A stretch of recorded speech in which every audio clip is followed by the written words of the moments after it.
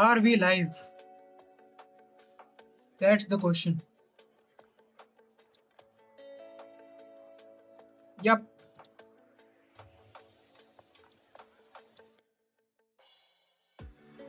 Yo, we're live.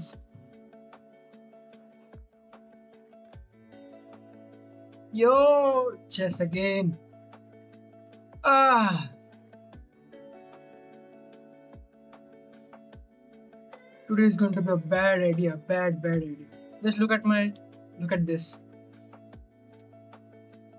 Win, win, lose, lose. Win, win, win, win, win, win. Lose, lose. Win, lose, lose, lose, lose, lose. I have been stuck 713 forever. All of these games, just look at all of these games, just end up backtracking to 713. 713.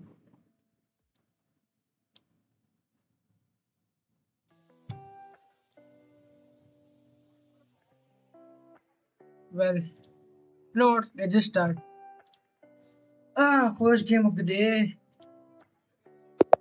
Good old Scandinavian.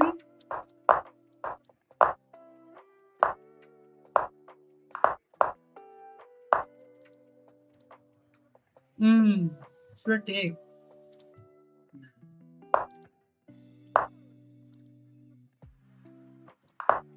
I should have castled long and started an attack this side. I think that was better.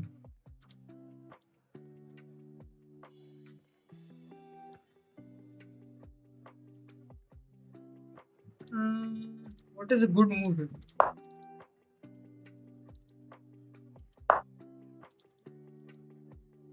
Takes,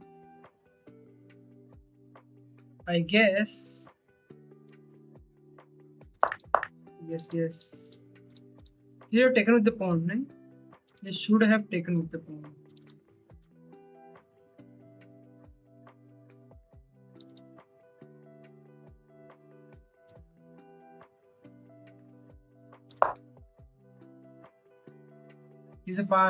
He's really fast. I can go here. Actually, I can sack this to get into here. Probably going like this. Did he see that? Did he actually see that? That's the question. He's targeting this. Can just go up, right? He's gonna sack. Does that work? Does sack work? Oh, he's bringing everything. The knight's pinned. Off, man.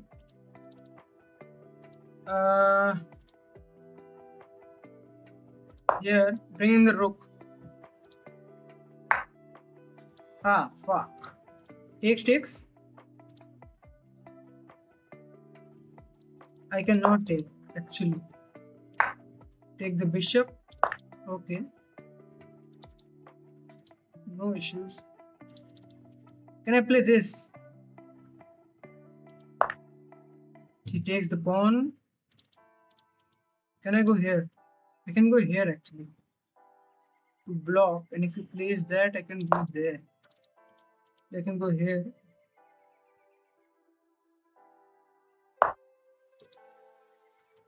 Can I take? No, I should not take actually.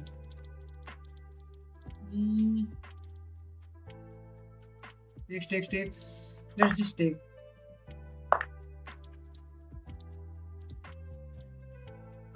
It's so slow.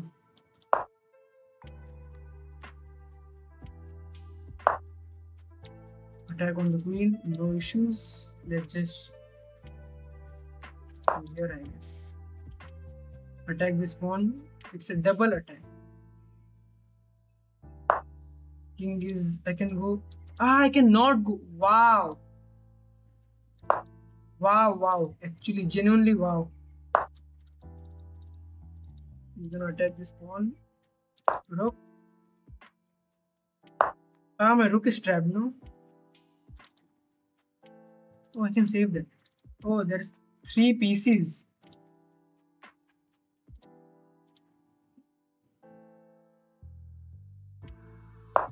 This, I guess.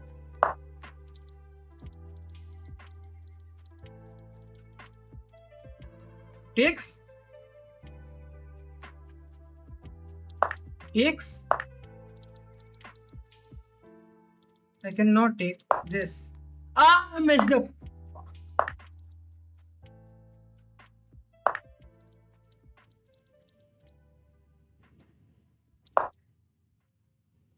Check here.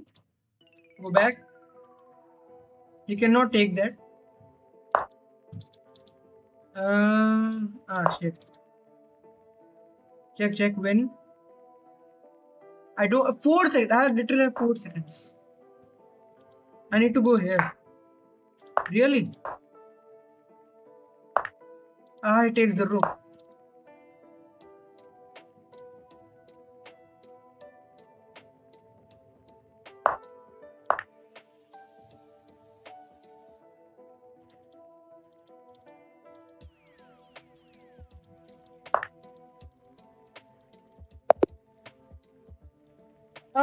He was so fast. He was just so quick. He was just so quick. He was just so quick. Man. Wait a second. Was I winning? Was I actually just winning? That is what I want to know.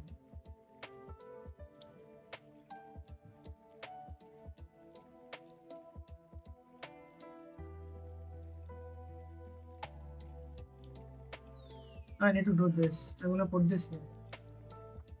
Was I winning? That is the question. This is the analysis.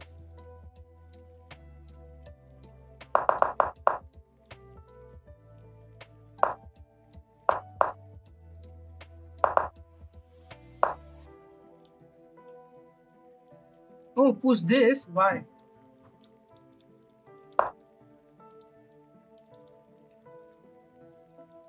What if it takes? It destabilizes the center.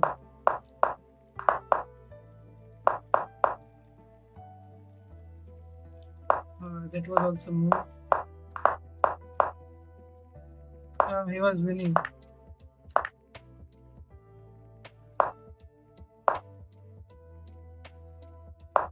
Knight here. Goes back. This to trade the bishops. No, but he wins it from here. He wins pawn. There's an attack. Check. Go back. Why? Takes. Can't he sack here? Why? Oh, it just. Oh, that is close to. What did I play?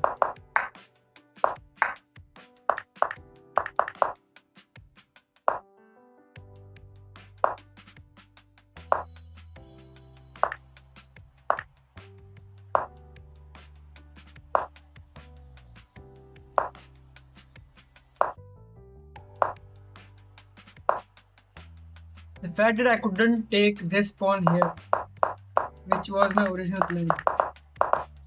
Because if he pushes this, I can take this. That was my original plan. And he completely saw through me. I think he saw through me. I think.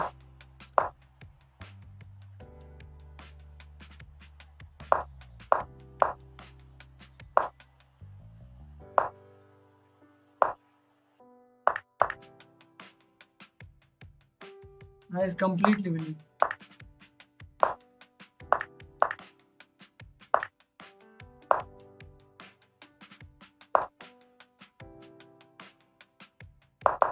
Why did I play this? I'm losing a bit.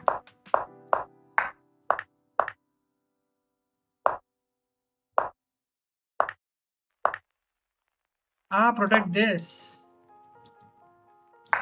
Check. Trade. He cannot take this edge from here. This is a losing endgame. Because I have 4 pawns and he has 7. Man. So sad. It's so sad. New game. 4 knights.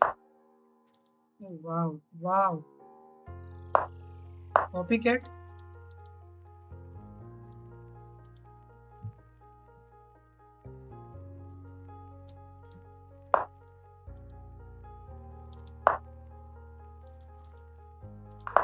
And this is good. Take.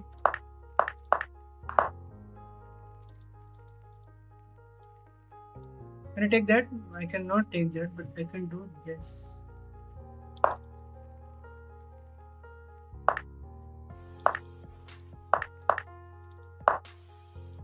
It's too much to attack.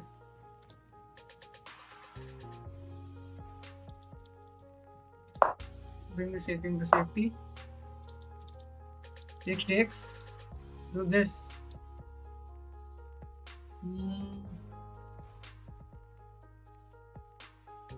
Play this, I guess.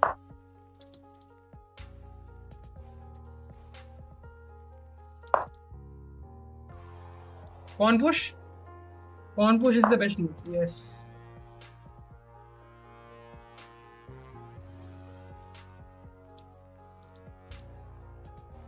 Takes.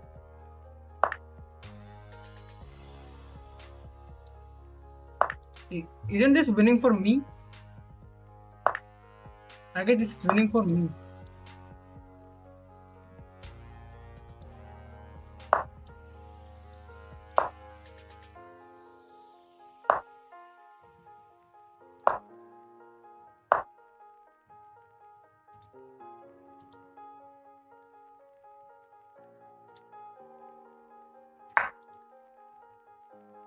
Takes with the queen, loses the rook.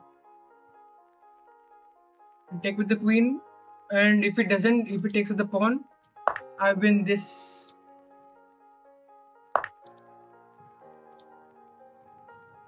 Yeah, this is winning, but I'm low on time.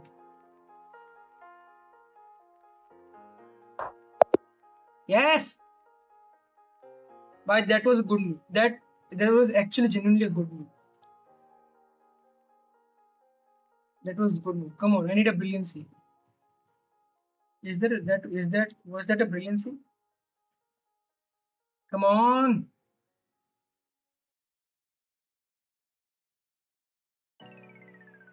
Why isn't the game analyzed?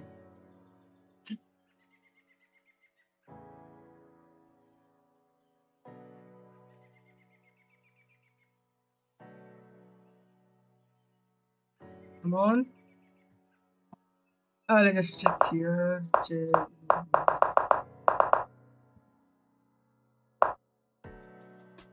Okay, best move for me is to castle. Because I usually get confused in these copycat positions. This. I'm winning here. Castle, yes. I'm up directly 2 pieces. That's why that trade is always better. Push, yep. Yo, why is this good? Oh, I can. There's a huge question. Why can't I just. That's a discovered attack. Is there no other way? He has to go here. Now do this. Ooh. He cannot take. So and he cannot take this. That's crazy. Wow. Ooh.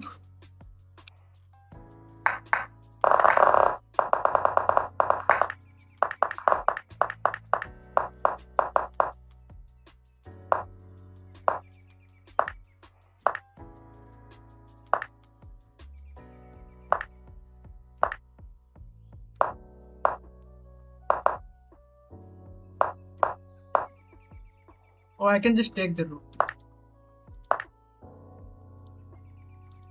I did not see that. This was winning. I win the rook. They are completely winning position. That has to be brilliant. Come on.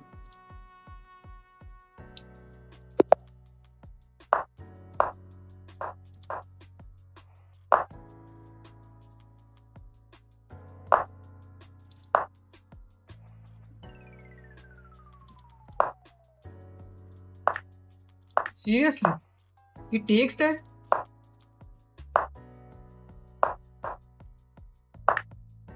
He gives me the bishop pair. Are you serious? I want to castle long. I really want to castle long. Take the center, I guess.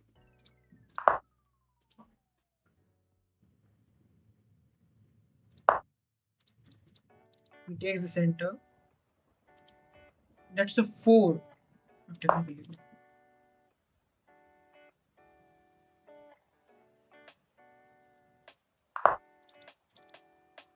Takes, I guess. Takes. I think I can just take it, right?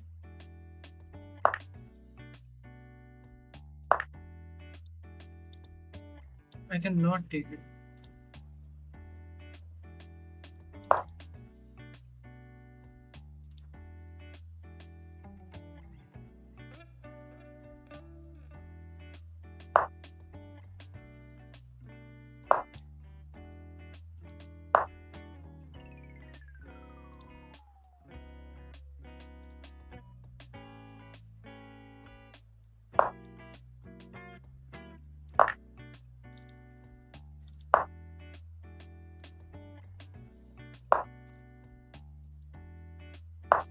Bring in this.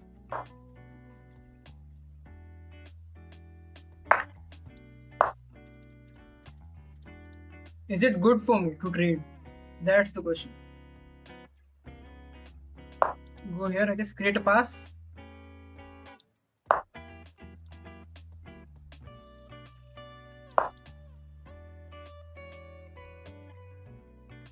Check here. Go up.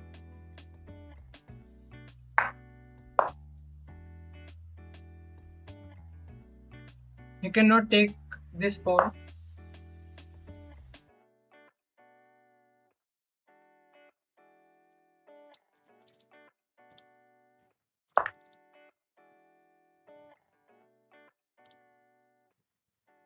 I was gonna play this. Ah, shit. That is really bad.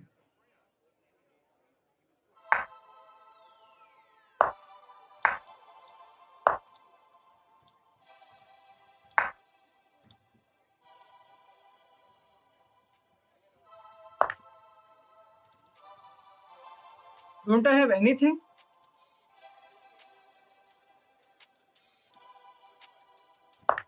He takes this. I'm pieced down, but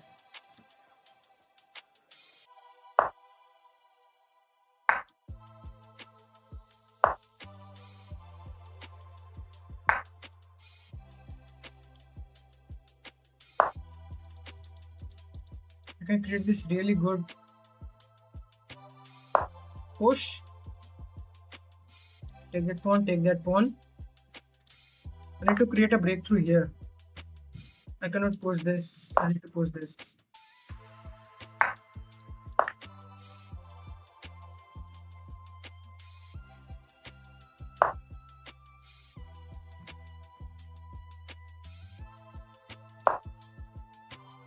There's a check.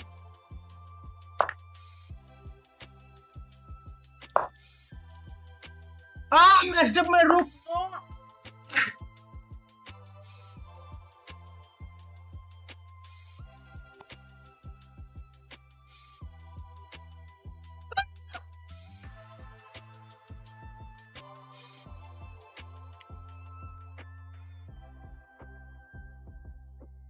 I messed up. I'm done. I'm so done for.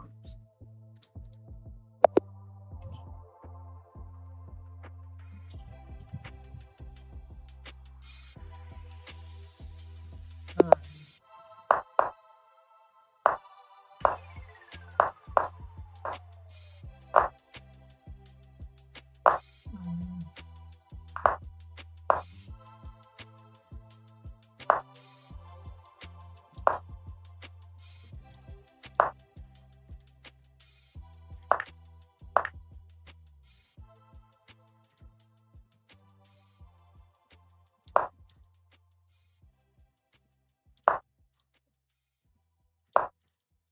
Mistakes.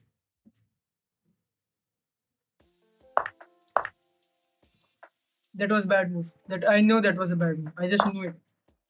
I just know it internally that was a really bad move.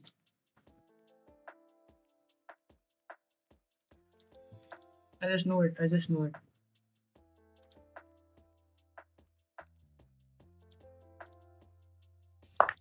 I think this could be good. I get the rook. That's pinned to the queen. Okay. Takes, I guess. My king will be safe after castling. He cannot castle. I need this. Please, please don't take the queen. Please. I need this castle.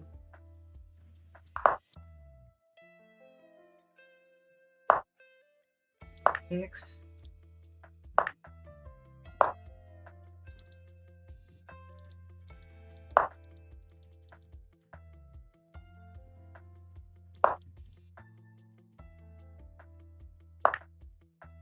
Ah! Wow. Nice. You can take this pawn. But I have a really good passer. This pawn. It's a really good passer. Yes. Take this.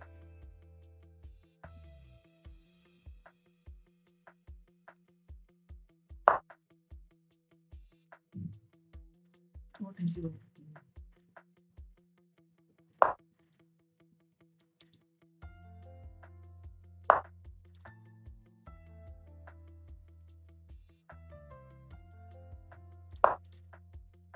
Here.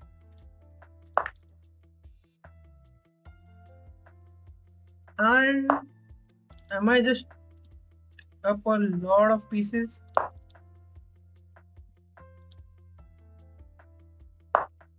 I have to be, right?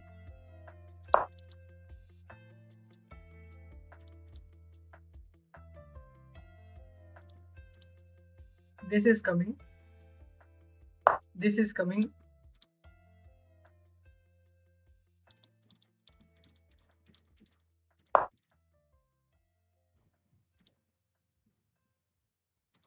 Oh, I cannot move the queen. Check. Check.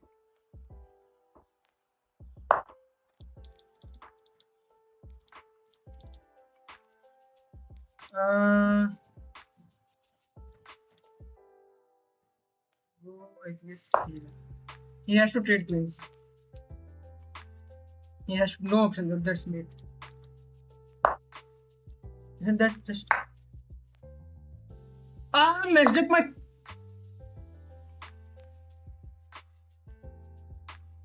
That wasn't pinned. It was not pinned.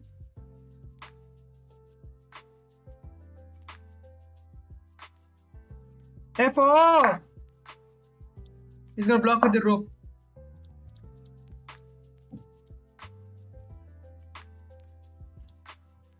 Fuck, man.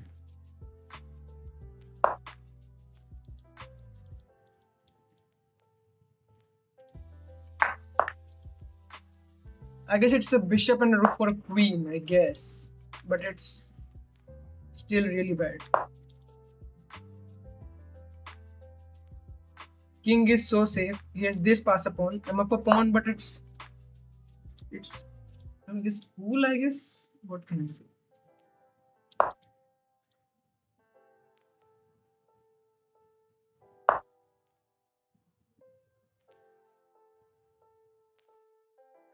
Can I get into a meeting net? That's the question. Can I make him a meeting net?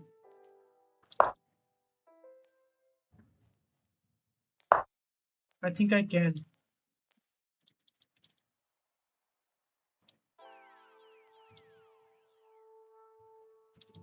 Ah, I don't have time.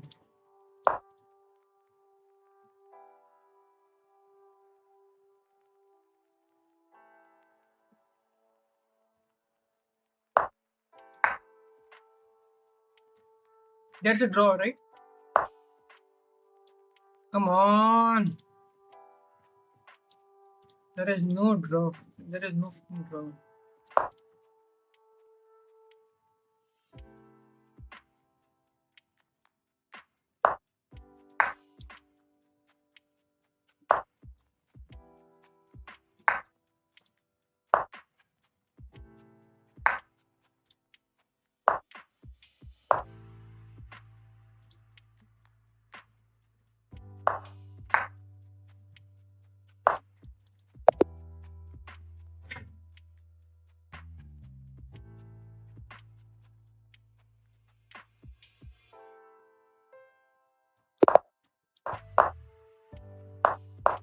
Four knights? Come on.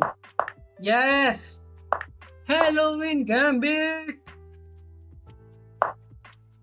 Oh, he played that.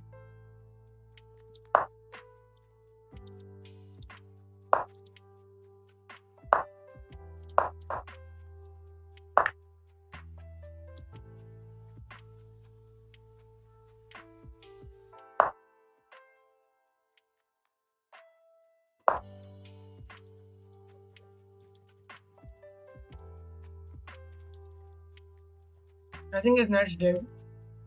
Unless he moves his king. Unless he moves his...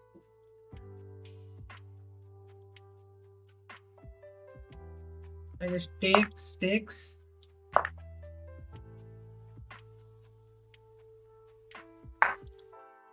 Check.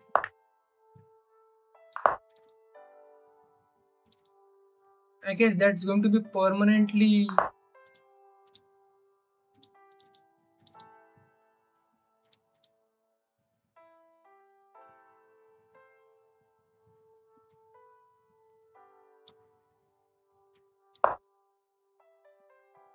Let's attack.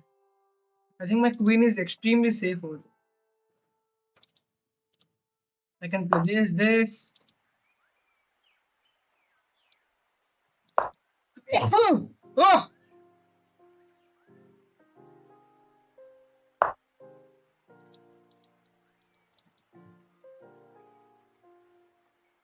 Is that a good move? Takes. If he takes with the bishop, I should push.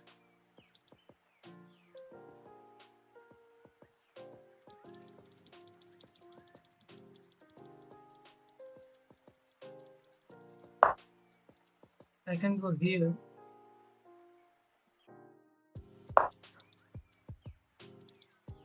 Go more deep.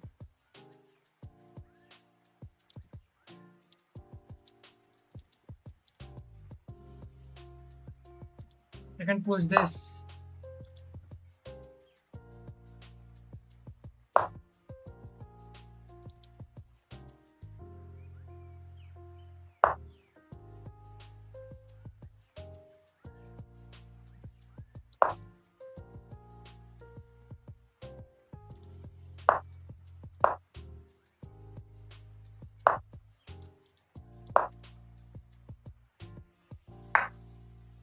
Okay, that's a check, but wins a rook. No issues.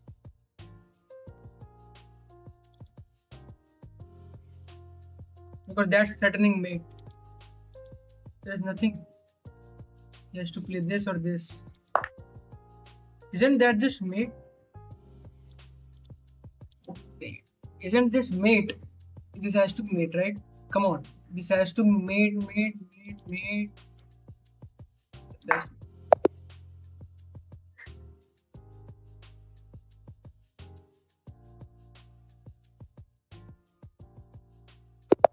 Scandinavian.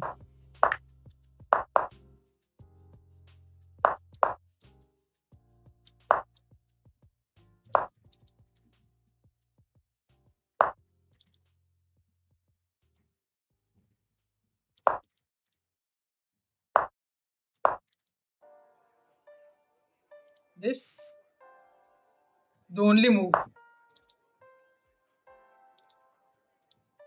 Castle with side.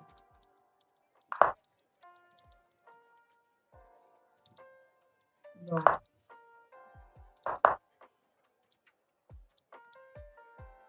Takes.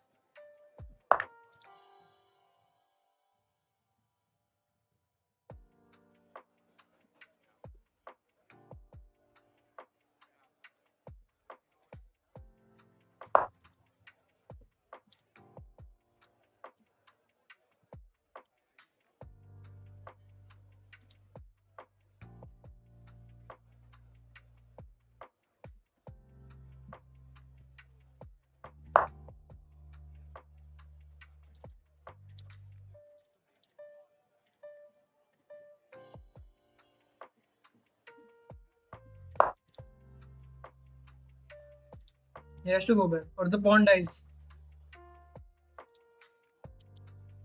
Yeah, coming in with this.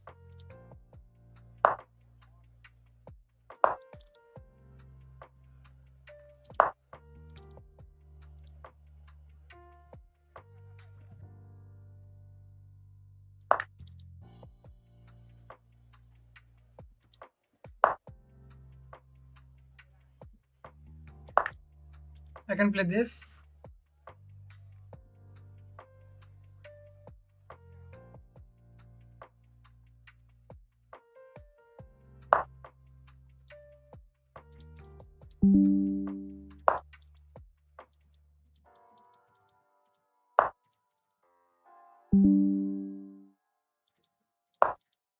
It's a good move.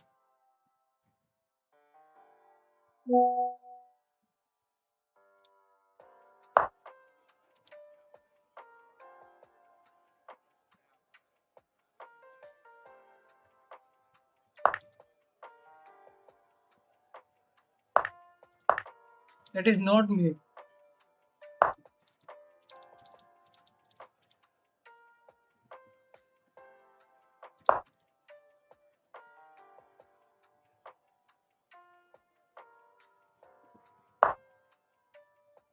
I think I have this huge fork, I think, right?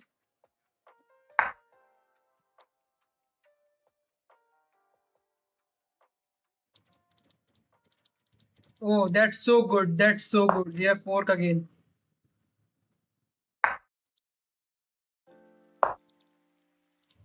Take the rook.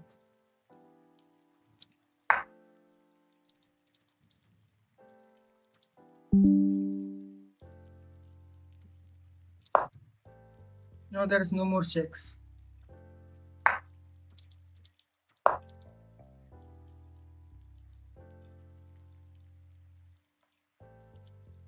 Fork.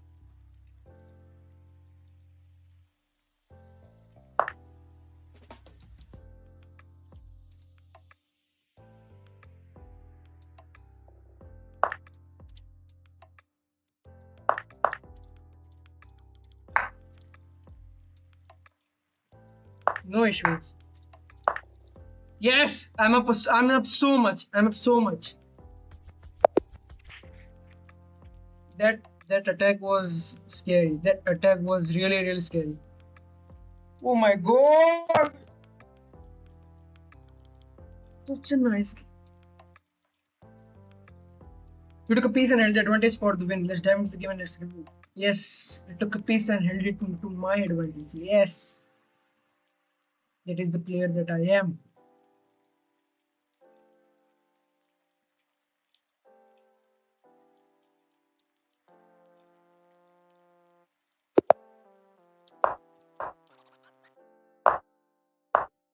Alapin?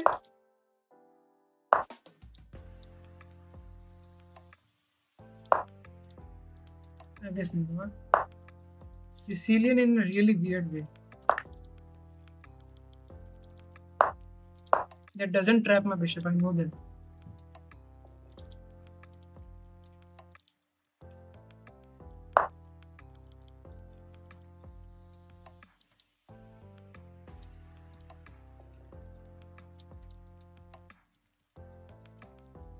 It is not good.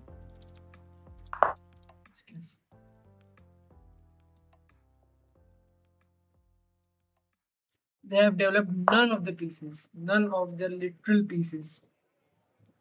Rook here. Bishop here. Bishop here. I guess that is good for me. Opens up my...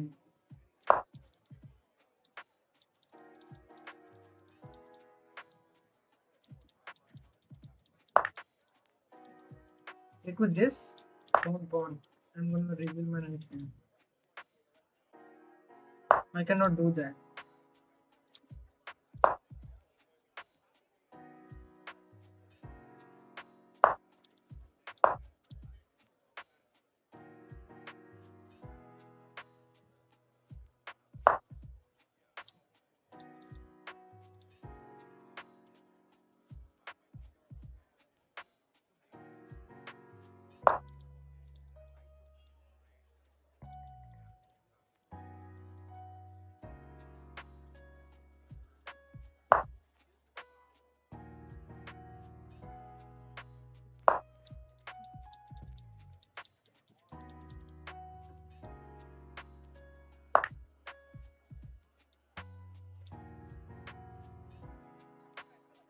I guess I can win that pawn very easily.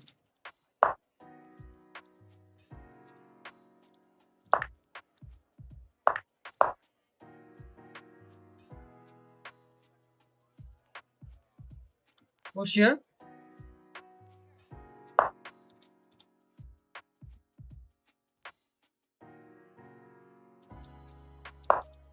Attack the queen. Threatening check here.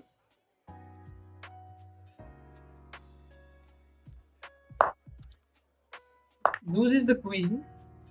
And the rook.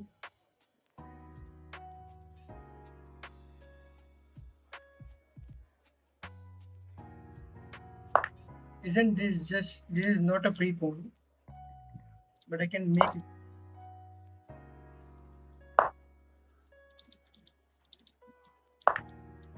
Take it.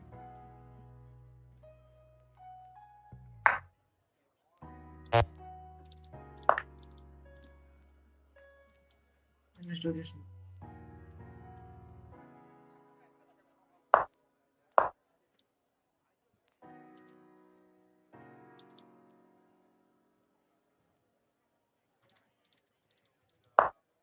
Only hope.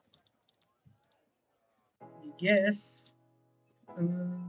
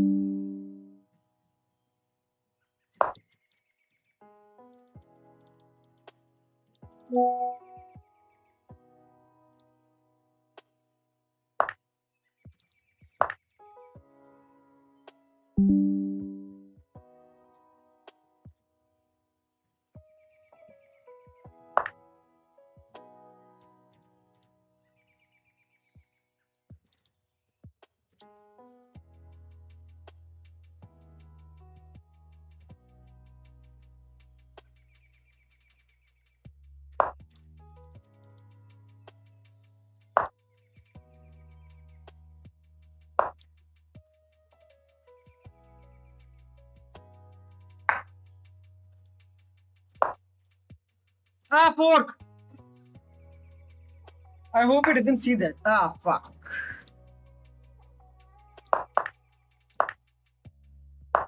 But am I winning? That's the question. I have just too many passing pawns.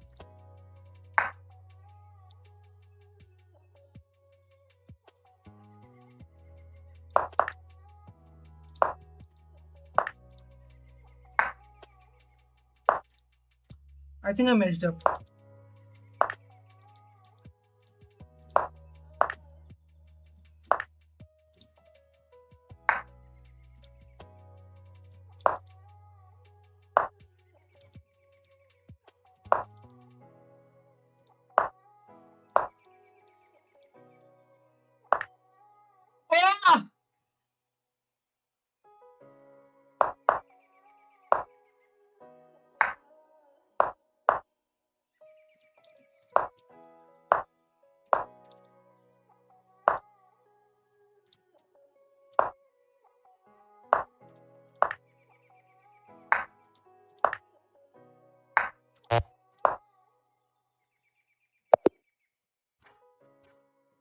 Ah! Man, I messed up my rook here.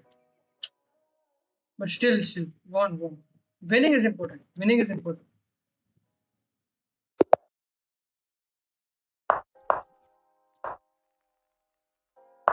Pushes.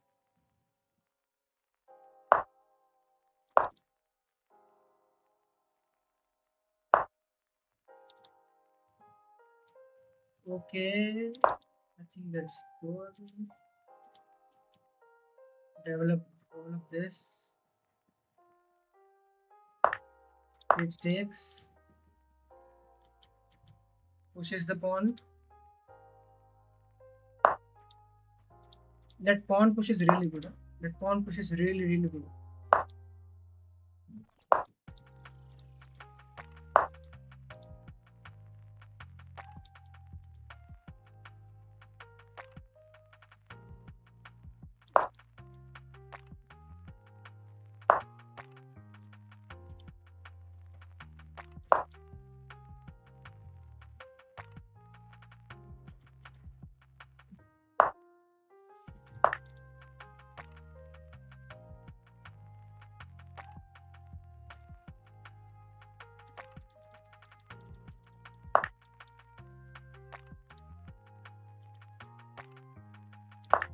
permanently block the bishop.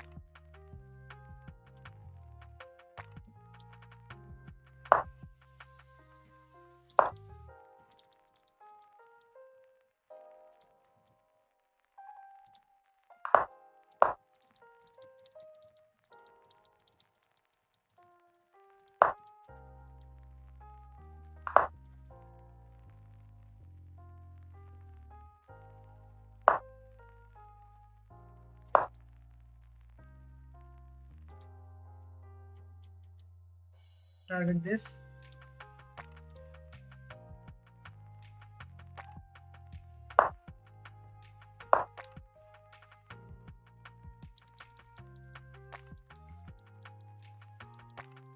That pawn is mine.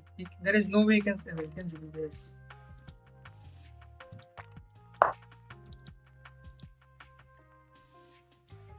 Attack the queen.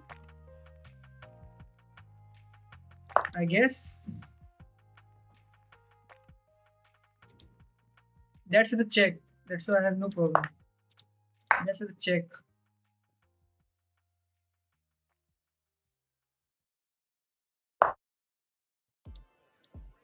That was the issue.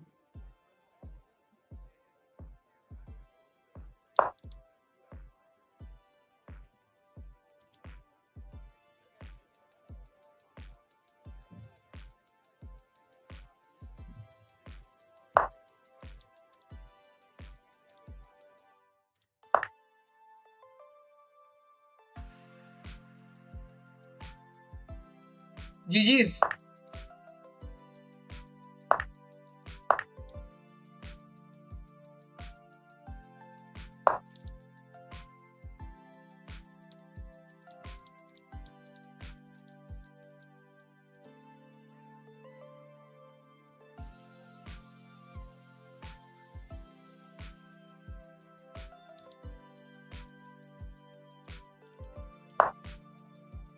Okay.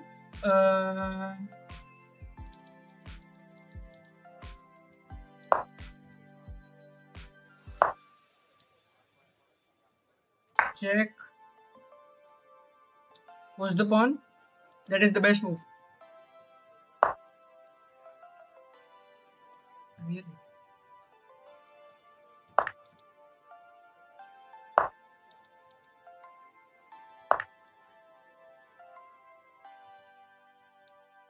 I can just play this now.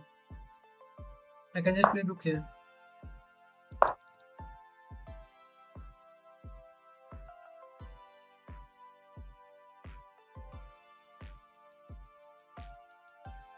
Yep, he's gonna do this. That is the only move. There is no move. His rook is gone. Yes, GG's. 750. Today 750 is the target. 750. Come on. 750. Just 750. 740. Nice.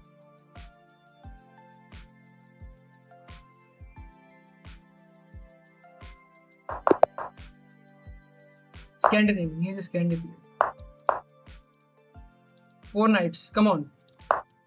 Halloween Gambit. Let's go. Go back. Many people go here. Go here. Many people. I've seen so many people go here.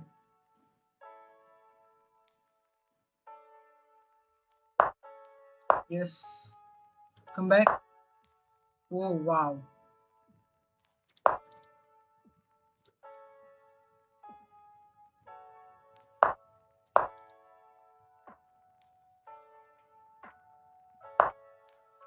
Now that is called some critical underdevelopment.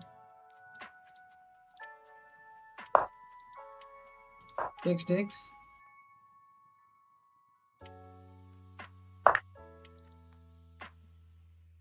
He's gonna play this, I'm gonna play this.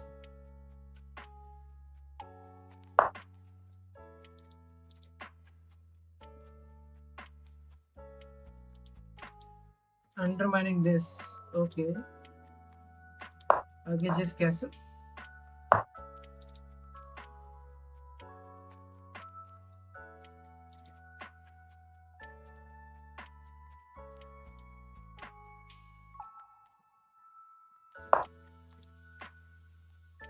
takes. I don't care if my pawn structure is gone.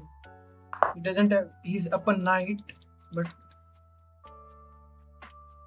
I think I can do this. Takes. And that is such a strong pawn. Shit, bro.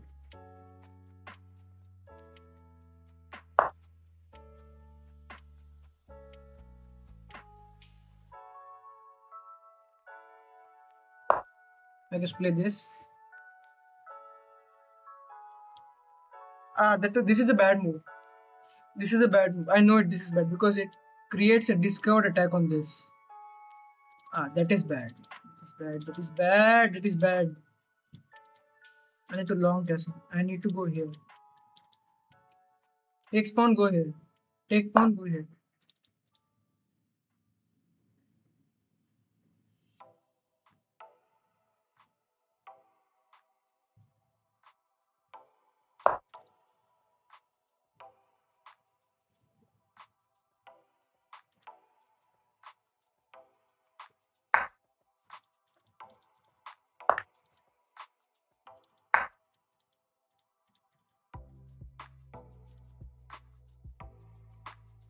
I just move.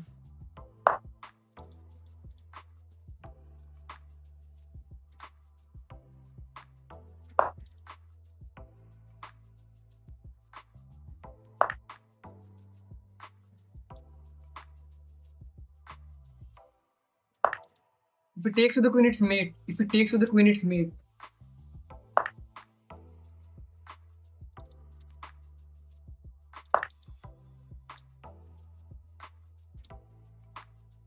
I can run my king to safety here. Go till g1, then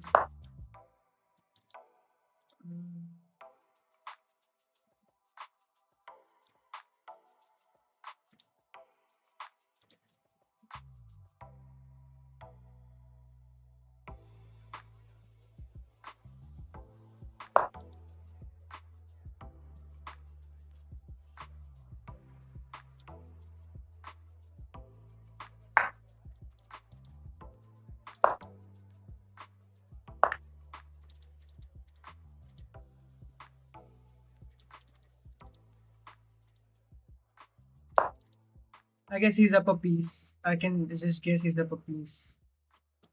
You can go here.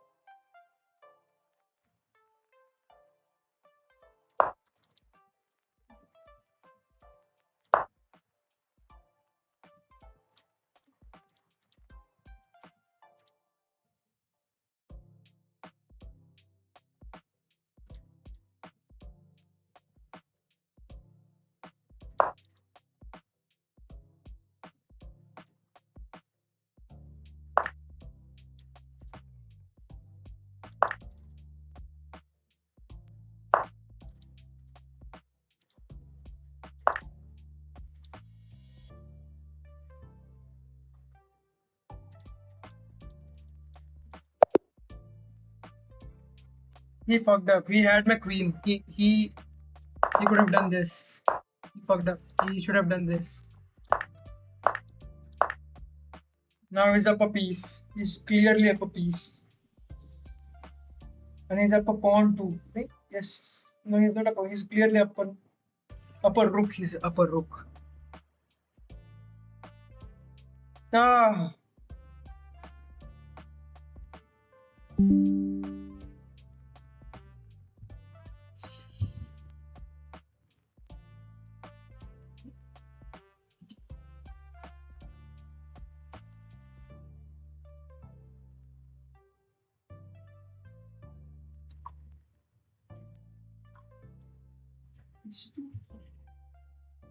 It's too hot here.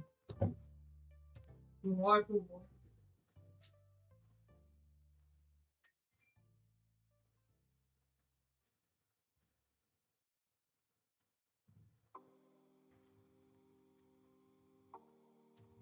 Yo. Oh.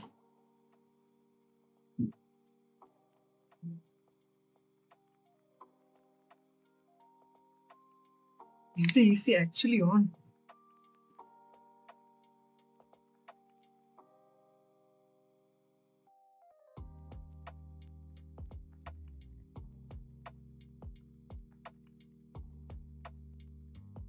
It's on. It's on. It's on. It's on. 748. Come on. 750 crossing too.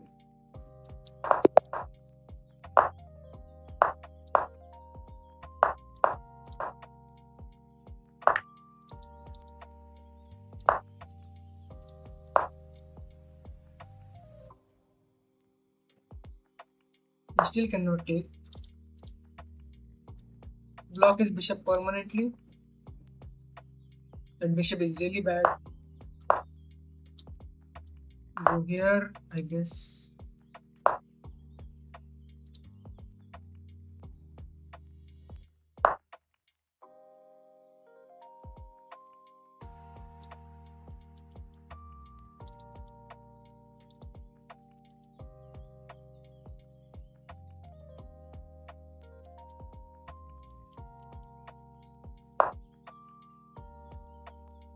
Advantages for me.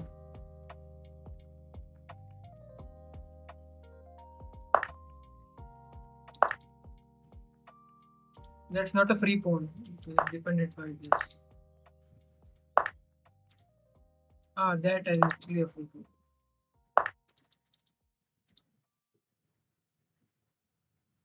Aren't there just mate threats?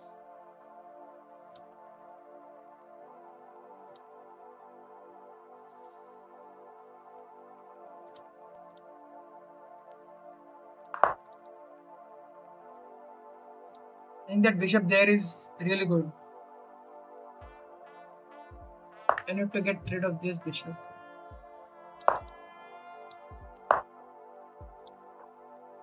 Okay.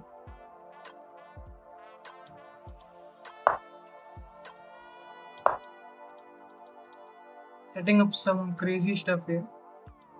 This, opening this.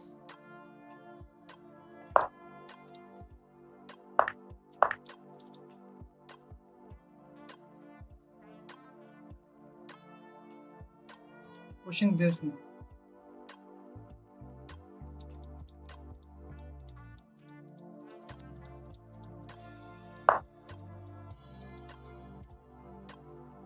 Takes, I guess.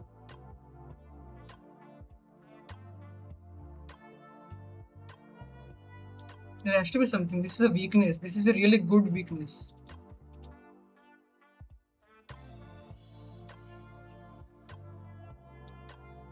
Takes.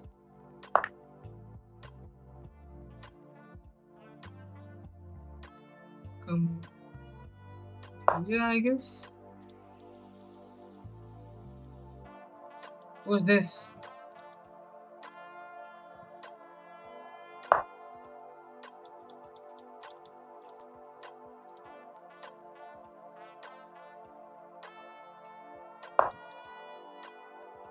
I need to open up back rank. I just need to open up the back rank.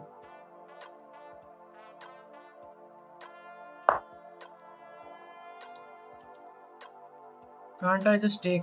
That is the question.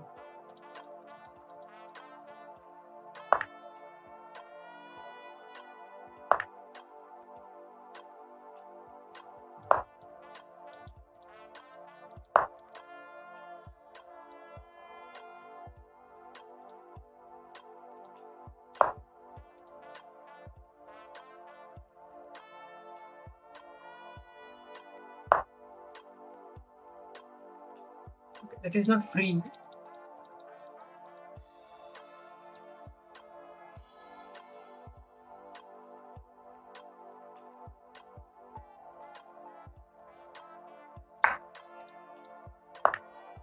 I'm down time, but it's okay, I guess.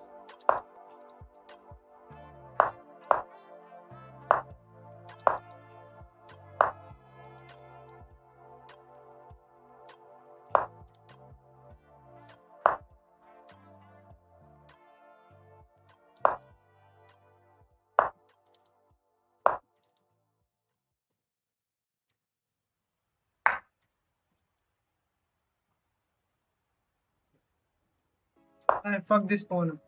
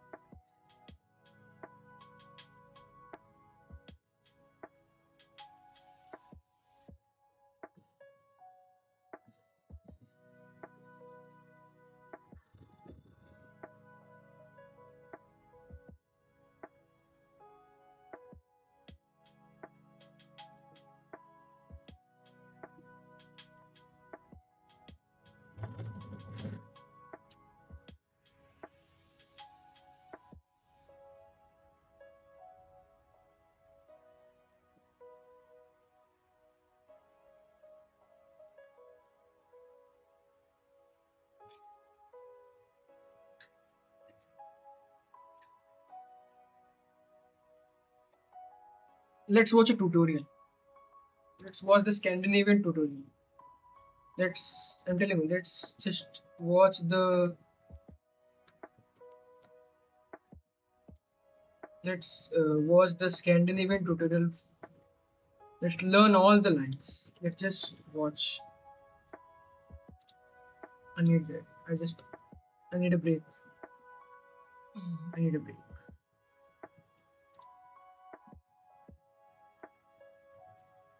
Scandinavian defense.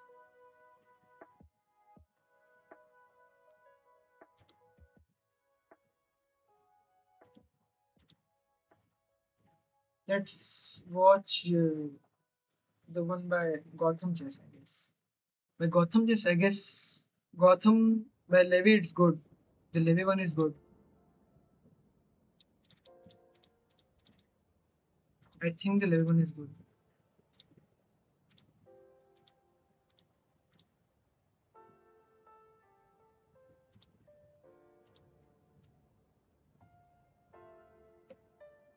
How do I?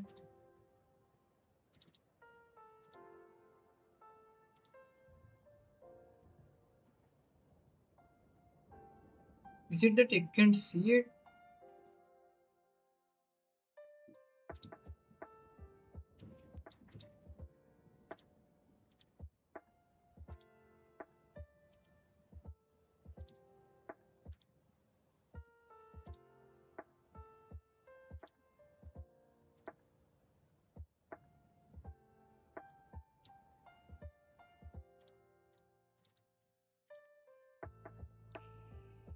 Yeah, the one by Gotham Chess.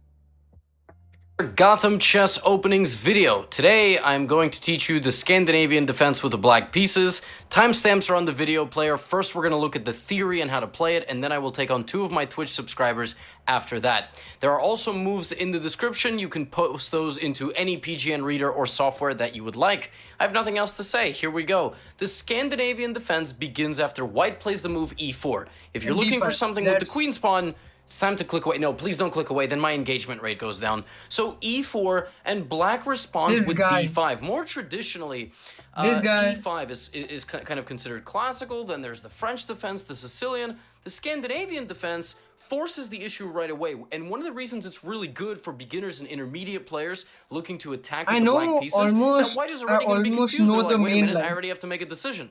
So obviously, first we're going to look at pawn takes d5 because that is how the opening works. Decisions have to be made move by move. Queen If takes white just knight. leaves the pawn there, you will take it, and then we'll look at that stuff. So takes, and now even here, black has a few options. Black can play knight to f6 before taking back. Black can play c6. That's known as the Kloosterbauer gambit. But queen takes d5 is kind of the go-to. Now, we are going to look at the classical move knight c3. Well, it's bad. I mean, I thought it's bad to bring out the queen. Yes and no. If you put the queen to safety forever, it's going to be fine. If you play queen here and lose your queen 3 different ways, that is why you're really taught to safeguard your queen, because everyone's afraid you're going to lose it, but it's like sending your kids out on the public transportation. Ultimately, you know, they're going to have to learn someday, right? So the queen has to be trusted. First, we're going to look at this, then we're going to look at knight to f3, and then we'll kind of look at everything else. So knight to c3. Here there are 3 ways to play the Scandinavian defense. The most common is to rotate the queen over to a5. That puts the queen on the edge of the board, and then you can develop the rest of your pieces accordingly. The other way is to bring it all the way home. International master John Bartholomew, famous for many chess openings, not even chess openings, just instructive chess content, likes to bring his queen all the way back. And then there's queen to d6 as well. First, I'm going to look at primarily moving the queen out to the edge of the board. If you move the queen out to the edge of the board, the game might proceed as follows. White should play d4. Knight and this pawn out is the best way for white to play this position. If white plays this position in any other way, it's already a little bit suboptimal, just so you know. So d4, and now we develop our knight to f6. We are mostly going to be castling short side. So our development will look like this. We need to develop our light squared bishop, then we need to play e6. Why? Why can't we just play e6? Because then we block this bishop in. Do you see how that works? So this bishop needs to come out to one of these 2 squares. We will play e6, and then we will develop this bishop and castle. Now, if at any point our queen is targeted, we always have a very useful move, pawn to c6. In fact, it's so useful, some people even play it now. Because what c6 does is it allows you to bring the queen back to c7. But I said more often than not, we castle short. There are positions where, for example, if white does not occupy the center with the pawn, we can very... This is where I think I can see this. Quickly. Is that after this move, I generally bring my queen to d8. d7 was also a choice. That's keeping the queen active but a bit passive too, and keeping it safe. I can bring the queen to c7. We castle short. There are positions where, for example, if white does not occupy the center with the pawn, we can very quickly castle queenside. That would turn the position into something a little bit more aggressive. That might look something like this. If the kings are castled on opposite sides, it means we're going to have a war, because we can launch our pawns at their king, and they can launch their pawns at our king and our queen first. So castling on the same side leads to a bit more of a peaceful game, whereas the opposite side castling is, now we can it would lead to something launch an attack, more risk, more reward, but obviously H4, you might lose. G6, G5. And you say, well, what's the difference? Why can't I play this one way all the time, Levy? Why do I have to choose depending on how my opponent plays? Well, here's the thing. If the opponent plays D4, you can't put your knight out. Why not? Because they're going to attack it. That's how chess works. Move by move, the game goes into its own unique territory. So depending on how white sets up, that is how you are going to set up. You put your queen out to the side, and then knight f3, you develop your bishop, right? I've included the move h3, for example, with the bishop coming back here. But, you know, for example, if even without h3, or with h3, let's say white just plays something like bishop to e2 to get out of getting pinned, you can play, for instance, knight to c6 is an option to try to castle queenside in this position, because if you get attacked, you have this.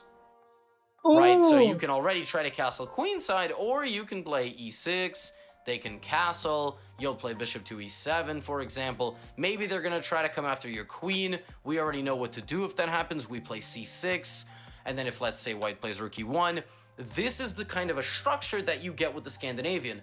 When you've castled on the same side in the Scandinavian defense, your game is going to be a lot slower. You're going to be looking for a pawn break in the center. You're going to be looking to put your rook on d8. this rook will go to c8 when the knight develops, because this is where the board is going to open up. If the d and the c pawn disappear, you want your rooks on these open lines. So the f rook to d8, this rook to c8. This doesn't have to trade. That's the other thing. If h3, maybe you take, but to be honest, you could bring it back. You're completely fine. So that is really, in a nutshell, in about, I don't know, 5.5. What's the time of the video? 5 minutes and 42 seconds. That literally is the theory of the Queen A5 Scandinavian. Grandmasters like to put their bishop on f5, not on g4. Why? Because it's considered here to be best for white to play not bishop e2, which I showed you, but to play g4. This is considered the best according to opening theory. The likelihood of you facing this, probably, well, maybe g4 you'll face, but the likelihood of you facing then knight to e5, which is one of the best moves, and then h4, which is the other, best move. At this point, you're either 2200. Ooh, that's good, because that traps the bishop in such a way that if we play h6, we lose the pawn structure. That's tough.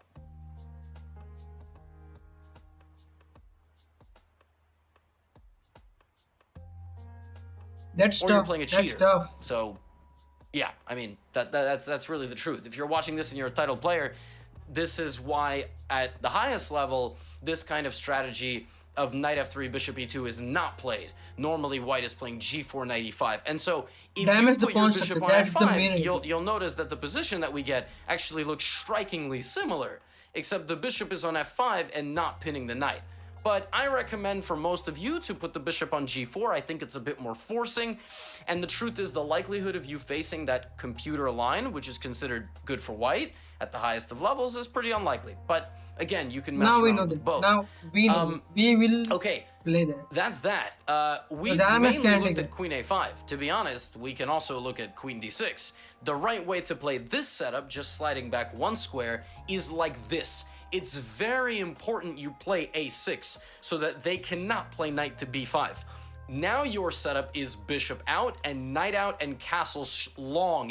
When you put the queen on d6, you have to go long, okay? Because then you're going to stockpile pressure. The best move here for white, g3, to play bishop g2 and bishop f4 attacking your queen. The likelihood of you facing this, I mean, if you're an intermediate player, maybe a little bit more likely, but I would say 1500 and less. The chance of you getting g3, bishop f4 is, I mean, it's very little. The fact that people are, and again, you can just continue to your development, and if they play bishop f4, you can always go here and attack their pawn. It's not the end of the game if they play the best way to try to get an advantage. But there is also the move queen d8, which obviously is not a bad move. Queen d8 looks very similar to queen a5, except you volunteer to put your, right, it looks very similar. So the setup that you play after you move your queen, very consistent. Very consistent, and you ultimately decide which way you want to castle. Now, we've really only looked at knight c3. What if white plays like d4? So against d4, you can just play knight f6. And if they play knight c3, it's a transposition. So now it's the same thing it was before, just with a different move order, right? Now your queen can move there, or back to d6, and it becomes the same thing. If they attack you with two pawns, I mean, generally queen e4 check is good, because if they block with the bishop, you take the pawn. If they block with the knight, I don't know, that's just kind of stupid looking. That's my evaluation. You attack with the center, you finish your development, you go here, look for bishop b4 check.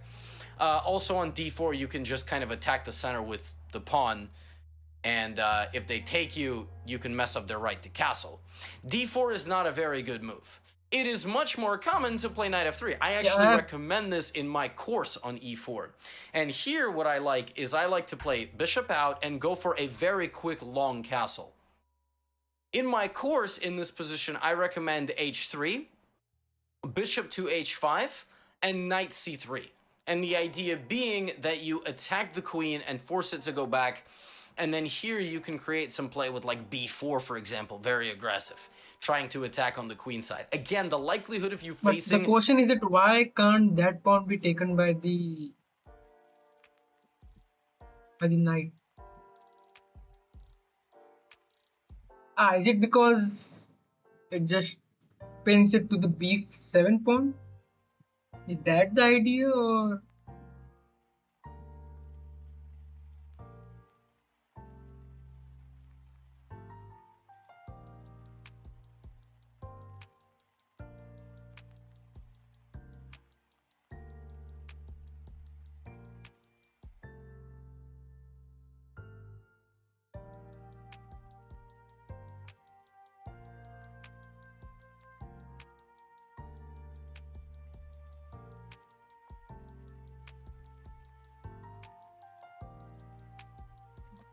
An unprepared I cannot opponent see it. I who just will cannot play see it. like this, zero. The likelihood of some of the more intermediate players watching who play somebody who does have an openings course, paid content that they like study, like book or video, well, then you have to be a little bit more prepared. The point of this video is to give you the intro. That's why I put the moves in the description, to get you thinking about how to play the positions. But ultimately, you do need that extra layer of analysis to go the extra mile. But if you're watching this as a beginner, and you just kind of want to get to playing, by all means, this is about as much as you need. You need to know that against knight c3 you have options, and against knight to f3, for example, you can just develop quickly and try to castle queenside with a quick e5 after. So something like this, knight c6, and later you can go like this, and even start some sort of attack on this side of the board. If in the very beginning white just, like I said, leaves the pawn, I mean, then you take it. If they play knight c3, you can turn this into a French defense, you can turn this into a Caro-Kann defense, or you can play pawn takes. And then if they take you, you can actually play this. And the funny thing about this is that if they go back, welcome back to the Scandinavian defense, queen a5, queen d8 is completely fine. If they just move somewhere else, well, then you can finish your development. The most important thing is not to get caught by the Tennyson gambit. This is a very tricky gambit. The idea being knight to g5, they want to take the pawn back. There's a few ways to play against this. The easiest is just being e5. Just play e5, counterattack the knight, finish your development, and you're fine. If white plays a move like d3, defending the knight, I mean, there's a few ways to go about this. Knight c6 is good. Don't go gobbling every single pawn in a gambit. Oftentimes you can take one pawn, and while your opponent is spending time winning that pawn back, you finish your development like a normal person, and you're all good. That's basically it. That is literally how you play the Scandinavian. I guess I haven't covered pushing. If they push, this kind of looks like a Caro-Kann. I would say the best way to play this, put your bishop out, then play e6, then play c5, and then play knight c6. It would be helpful for you to study the Caro-Kann advanced variation so that you can tell the similarities in the pawn structure, okay? Now that you heard me say that, Caro-Kann advanced variation, go look that up afterward if you kind of want a supplemental material. I kind of know that the Levy's idea, that the Levy has the idea to play c5 and then the opponent takes and we play knight to c6. That's the idea. I don't know the line after that. To play against two of my subscribers who were so gracious to play a game against me. Here is a 1200 blitz player, and then I will play a 1800 rated blitz player. I am going to play d5. I don't know what my opponent is going to play. If they play knight f3, I'm hoping they play knight c3, but maybe they'll play knight f3. This person could have my openings course, which would be a little bit... Okay, they play d4, which is fine. Let's play knight f6. We don't know if they're going to play c4 or knight c3. E5 is also good, but my hope is that... Yeah, right, exactly. My opponent plays this. I think I'm going to go to a5 just because I want to play the main line. I want to show you just the main position. I mean, you yourself can experiment. I wanted to give you all the options, and the rest is up to you. Okay, cool. One thing I actually didn't even cover, which I'm just going to cover in the middle of playing that game, there is also a gambit, just so I have it. There is also this gambit, b4. I don't remember what this is called, but you just take, bring this back, and then you play the position normally. It's actually a very legitimate gambit, though. Okay, knight f3, knight c3, bishop to g4, it's everything that we have planned. Now, we know here that h3 is the best move. If my opponent plays h3 and g4 and knight e5, Wait, tell me, how is the opponent low on time? Levy literally explained a gambit in between a game, and he's still downtime. How?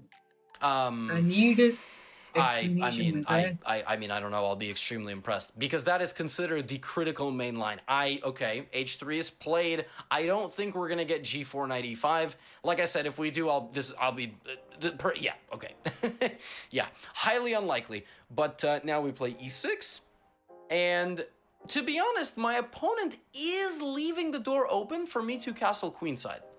And suddenly I'm getting very devious thoughts. I'm thinking knight c6. The only drawback of castling queenside in the Scandinavian is the fact that your queen doesn't really have a comfortable kind of waiting area, if that makes sense. But I'm gonna go for it and let's see what happens. I'm gonna play knight c6. I think this is considered suboptimal. I think here the opponent should play bishop to d2.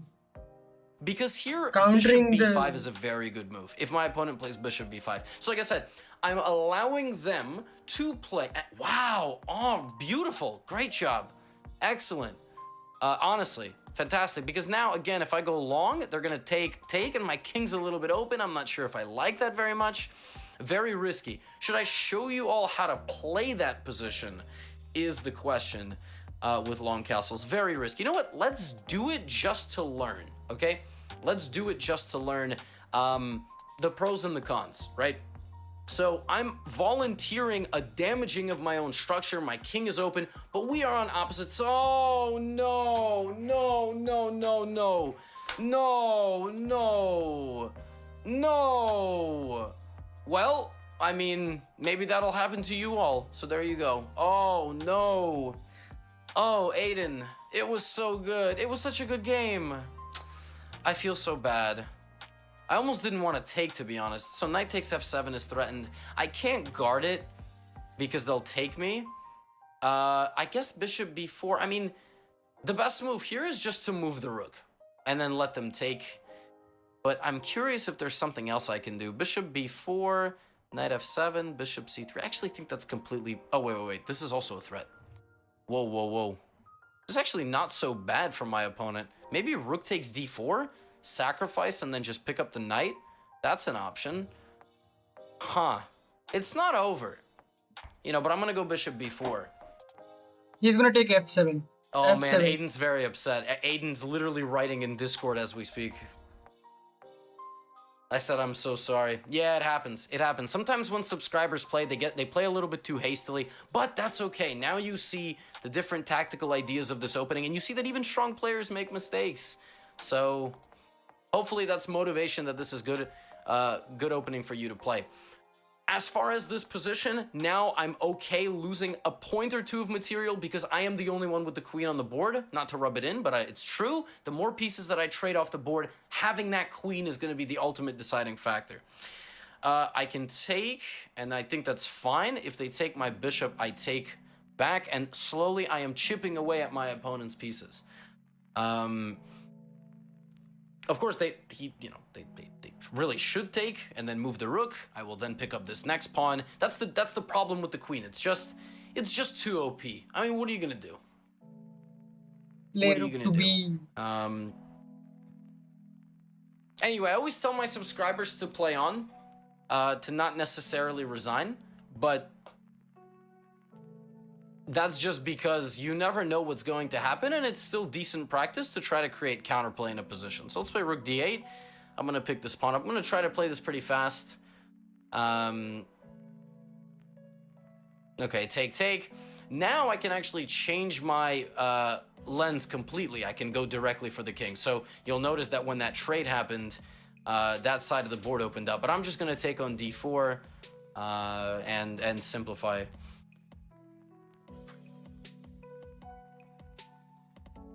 Okay, rook is threatening this. Let's take on c2. If rook takes pawn, queen takes.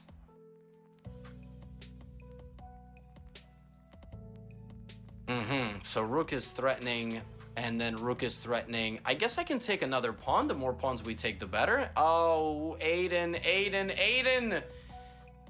no. Aiden, my guy, come I'm on. sad.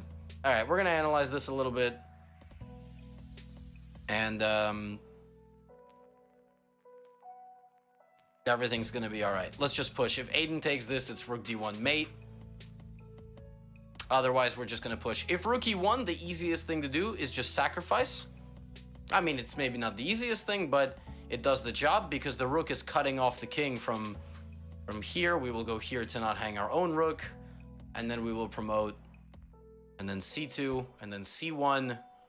Again, very important that we held the rook there, and now we will go for a ladder mate with check, check, and mate. So this is a very, very easy technique there. Let's analyze that very briefly. I had this moment where I played knight c6, and I'm going to tell you all right now that objectively speaking, it's probably not great. I went for a position where I castle long and I opened my king. The position is still very much in the balance. It's not like I'm losing, but it's a little bit risky, especially if white plays g4. Again, this critical move. But, volunteering yourself for this position, brave stuff. Because if queen to h5, and then all these pawns start rolling and the bishop, not easy. I can also just play c6. And again, if the bishop lines up an attack on my queen, I finish my development, I bring my queen back and I castle, and we already know how to play that position with bishop on e7. For example, castles, and then bringing the queen back, rook to the middle, and slowly expanding. Very nice and solid position after short castle, but a little bit passive. To be honest, I think you will win and maybe lose many more games if you play knight c6. It's just a more swashbuckling approach. You roll up the sleeves, you're like, let's have a go, right? Like hockey players, just sometimes you gotta fight. Some people fight for a profession, and some people in hockey, they just fight because they want to have a little bit of fun. If my opponent had not played the move knight to e5, still it's a very complicated position. For example, if my opponent had finished the development, I would have immediately utilized the open file for the rook to maybe play c5 and break in the middle. I also might have rotated my queen back to try to put some pressure here. And now g4 isn't very good because we take, and it's check is the big difference, and we pick up the knight here. So it's a very complicated position, this knight c6 move. And if my opponent hadn't played bishop b5 here and maybe played bishop e3, well, then I get a great position, actually. Long castles, this is a super interesting position. Maybe I play bishop d6, rook g8 and g5, try to attack on this side of the board. Maybe that's how we go about it. Maybe I play bishop b4, hit the knight, something like that, right?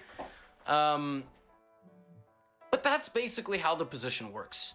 For the next game, I'm playing a stronger player. I'm playing a player who is quite strong, rated about 1800, I think.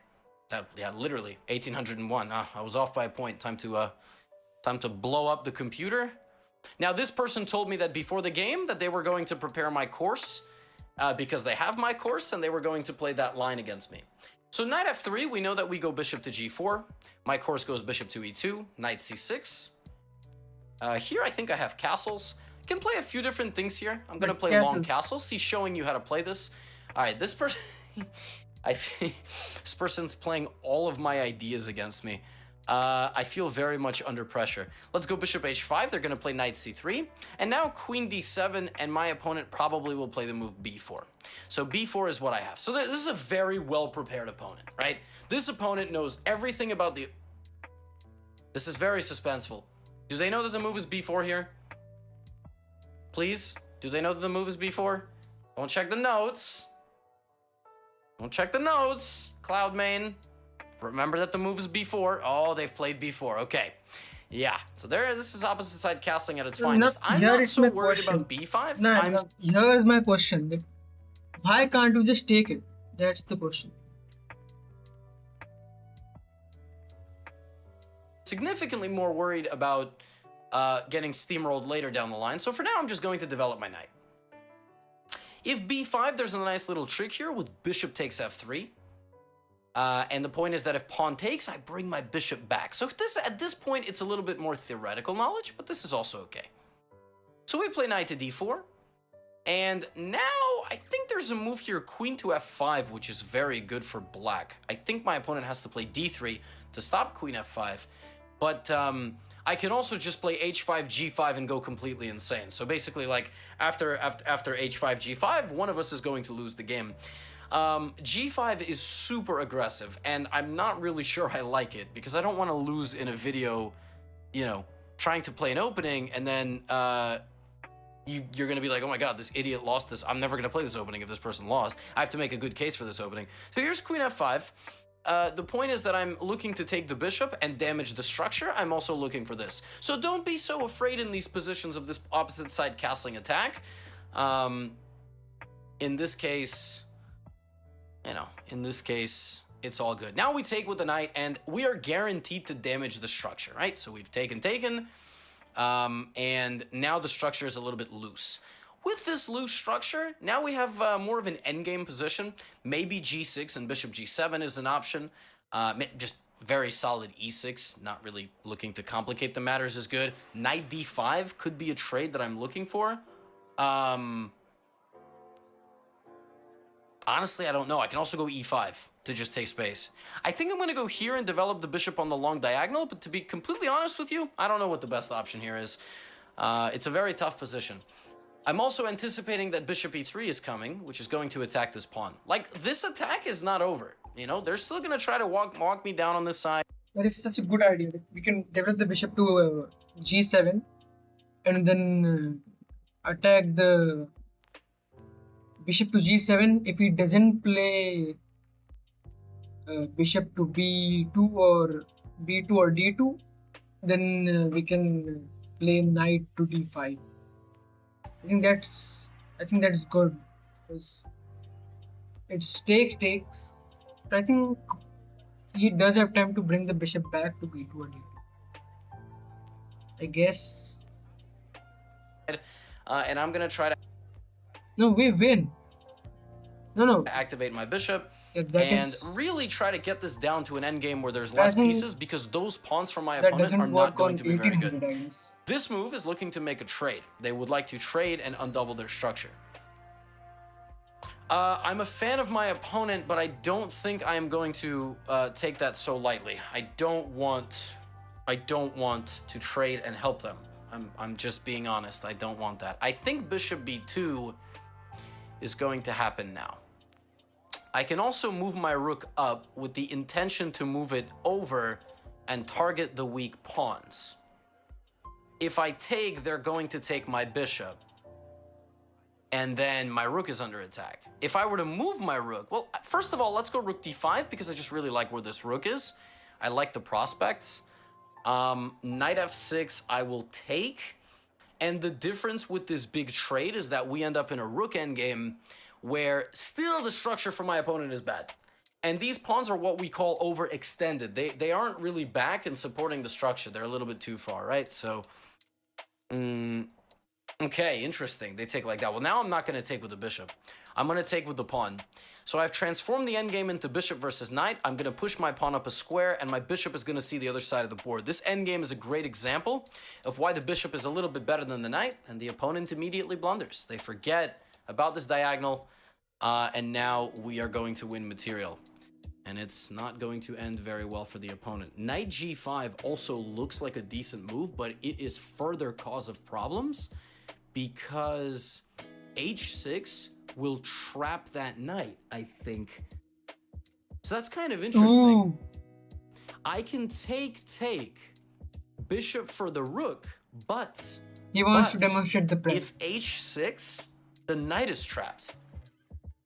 So it's actually probably better to stay a bishop up than trade the bishop for the rook. I know I can take, but pause for a moment. If the knight takes me and I move over, the knight is just completely trapped on f7. It couldn't go back, and it couldn't go back not just because those pawns were weak, but they were literally in the way. So that was kind of nice. We managed to absorb a good amount of preparation from my opponent, who knew what I was going to play and came fully prepared. We mitigated the damage. They played one bad move out of the course's preparation, and we traded pieces, and now we have an endgame. They tried to take the second pawn. That's not a bad decision. To be honest, I could have maybe taken the rook now and basically said this knight is trapped. That's actually so funny. I could have done that. I could have taken and then brought the rook back, but okay, that would have been a little bit too much. Okay, now rook h8, because obviously when the bishop moves, I'd like to open it and attack there. King g2 is going to happen. I think what I need to do is bring a second rook to the h-file. And again, these overextended pawns are not doing white any favors. The rook is going to mobilize. The bishop will rotate back and hit this. So how do we do this the best way? Maybe, yeah, let's just bring the bishop immediately to c5. This is called a reroute. So we're going to... you know, maybe I'm not doing this the right way. I don't know. Maybe g5, g4. Maybe cleaning this up with g5, g4. Right. Of course, the opponent wants to push in. I'm going to take, and then I'm going to push. I'm going to take and push. Now the pawn is in the way of the rook. The rook cannot infiltrate. We're going to move the bishop out and we're okay. Now rook to h4. Bishop c5, and now full blockade. So we've completely blockaded the pawns, which means we negate the movement of their pieces. Rook to e1 is the best move looking to infiltrate. And rook to e1 will be met with this. In fact, I probably could have just played that move right there. But now let me play g5. I've got that other idea to break here, break it all open, and get to the king. I also can take on b6. I'm not converting this the best way. I'm playing faster than I can actually think. And that's kind of why I'm making some slip-ups. Let's go rook here. Now white has to play here, and then we will combine the two ideas. So we're playing rook h4, and now g4. They cannot take because of the open file here. So take, and we're going to get in. And then ultimately the game is going to be decided on that side of the board. So a pretty decent 30-minute video. I mean, I know we're kind of wrapping things up here. It's a very easy opening to play. You'll have to just basically not lose your queen, and you'll have your opponents on the back foot after e4. You're going to play d5, and I think you're going to be in great shape. Let's take on h3. And now we'll probably push. If the king goes to h2, I'm just going to lock the king on the h-file. So that's kind of funny. If the king goes here, I'm just going to not even let it get off. They don't do that, unfortunately, for me. Let's play h2. Now the rook can't move. If pawn up, then bishop slides all the way down, locking the rook away. Oh, that's very brutal there for white. Bishop to g1. That rook is in jail for the rest of the game. And now I can probably just turn my attention to... Well, I can turn my attention in a few ways here. Maybe just rook f3 and like this, or the b6 pawn, or even bup, and just try to walk up that side of the board. So I'm monitoring whether or not I can be attacked, but it's not looking very likely that I can be attacked. And now I will take. And I think the opponent's going to play a little bit longer. Like I said, I always tell my subscribers, like, no need to resign. You're not impressing anybody if you resign early. Might as well play it out. But of course, Cloud Main is 1800. So Cloud Main might resign because at 1800, you more often than not are resigning this position just because you trust the other 1800 to beat you.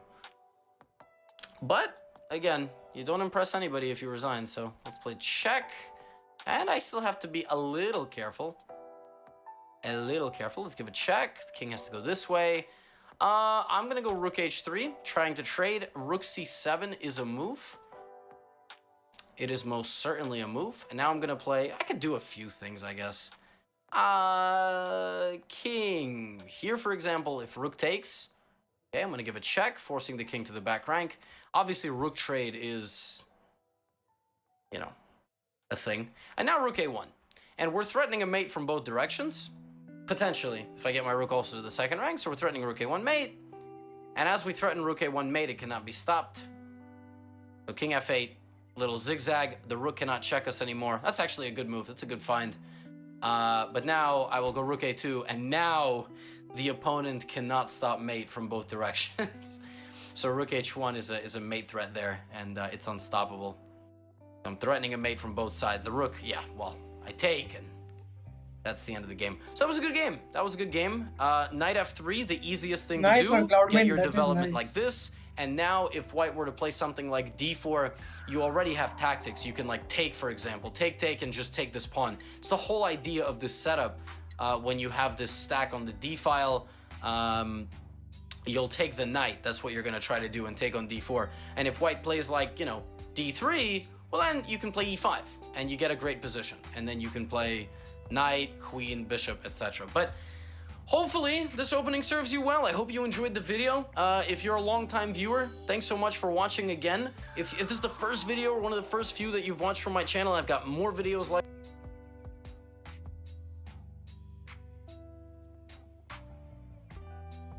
That was nice.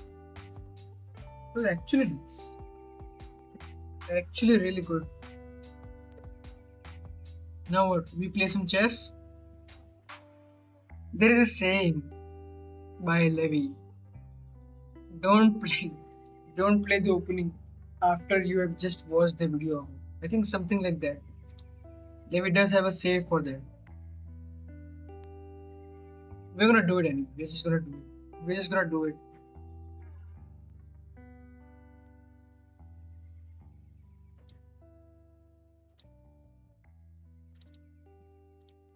We're just gonna play chess.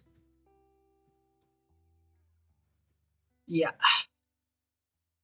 740. Target is 750. Scandinavian? Come on.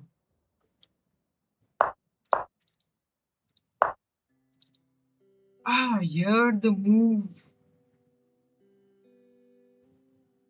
I guess takes is a good move.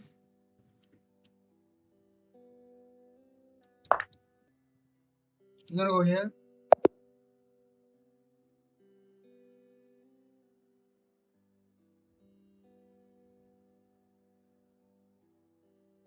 He talked about Tennyson Gambit. I thought he was gonna play the Tennyson Gambit. First game Tennyson Gambit.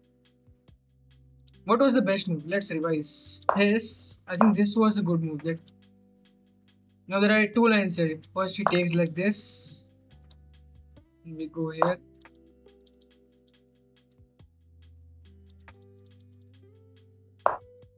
I think. Is it the same thing? That's the question. Is it the same thing?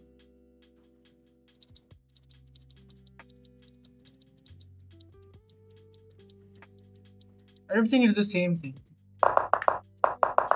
Right?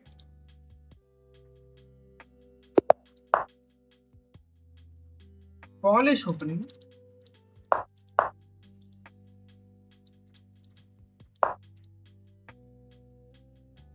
I guess we play really cleanly.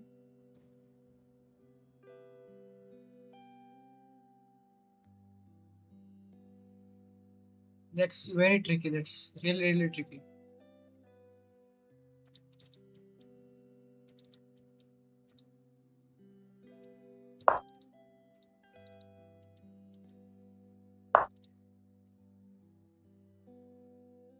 Let's just play this. Open up the rook.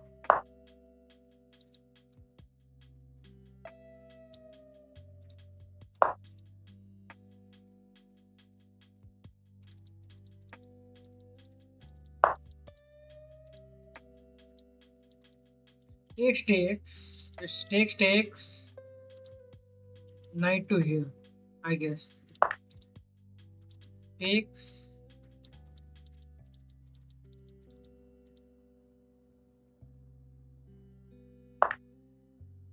Knight to here. He's gonna take the rook. I have a clean open file for the queen. I can get in here and yes, clean open file for the queen. This is coming. That's just a free. Isn't that just a free bishop? I can go in here now.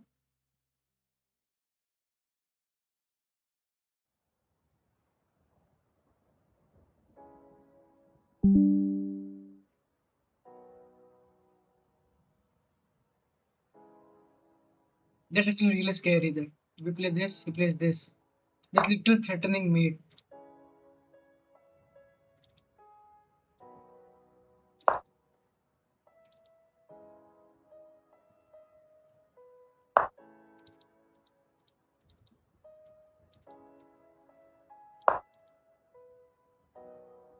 I think that's takes. Wow.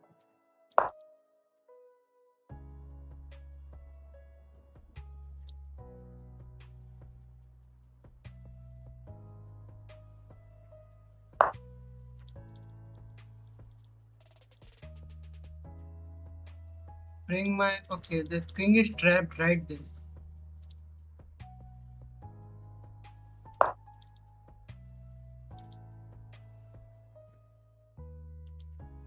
I want to castle. So bad.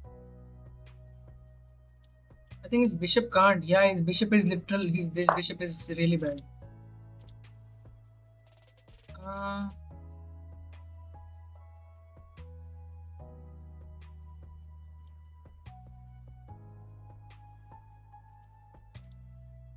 I really want to. Let's just castle.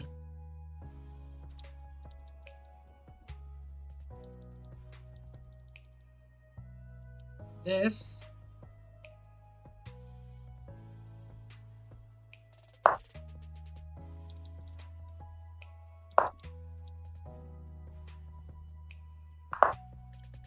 Ah, he castled.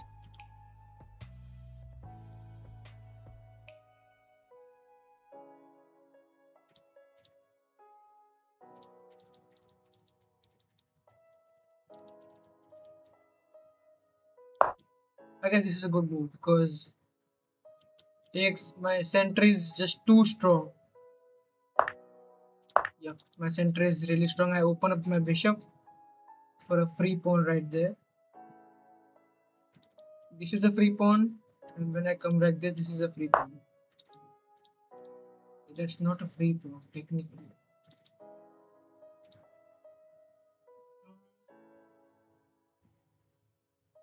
Over here. Takes with the rook.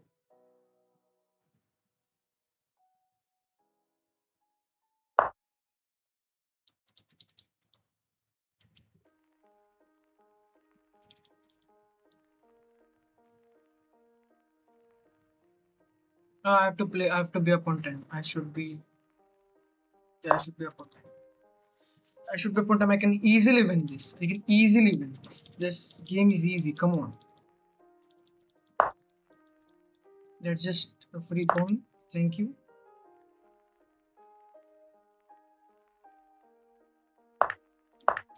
Okay.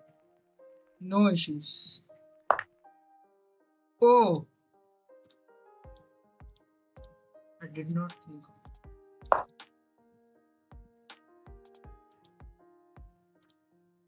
I genuinely did not see that.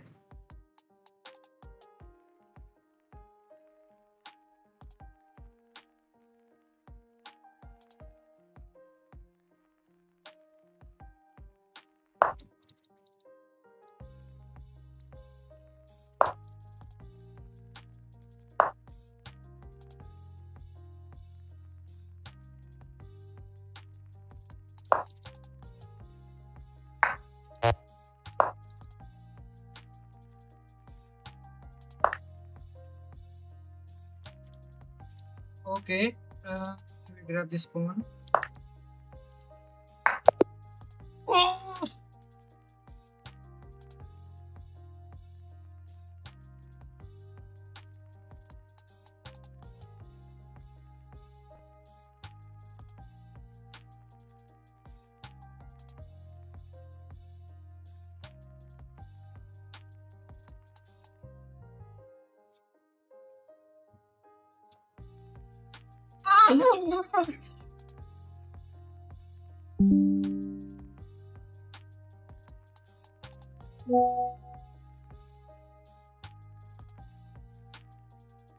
Puff, man.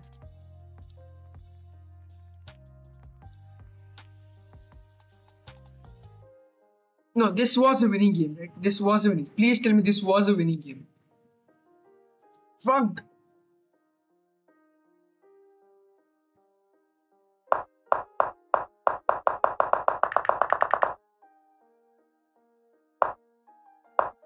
Yeah, there was this check. I know. Wait. Okay, that's not mate. Okay. This here. Takes. Grab this pawn with a check. Blocks that. Whoa, that is good, but am I up a piece? Yeah, I'm up a piece.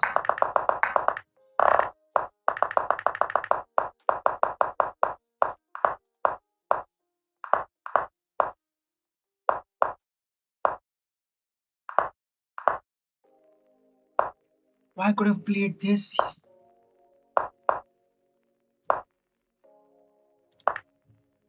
Why was this good? Ah, is that mate? Oh, that's mate. I win the rook. Why can't I see this all? Why can't I see all of this stuff?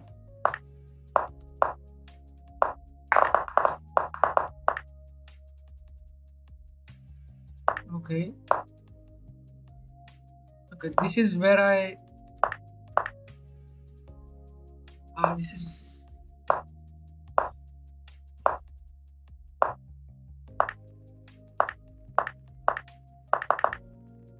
Wait, he saw this and he didn't see this? Wait, he didn't see free knight?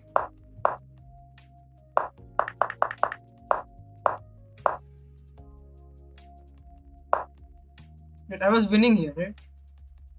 Okay.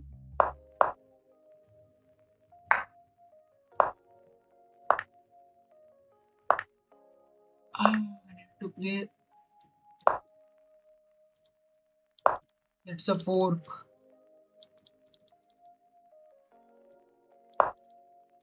Takes. He grabs this.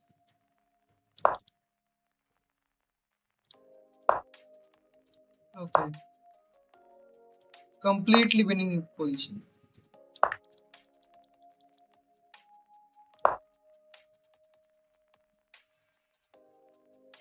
I wasn't winning. I wasn't.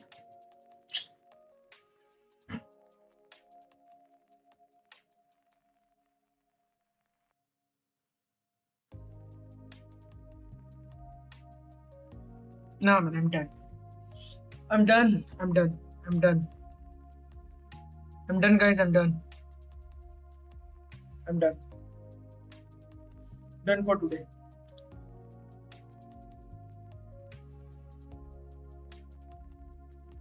I'm done for today.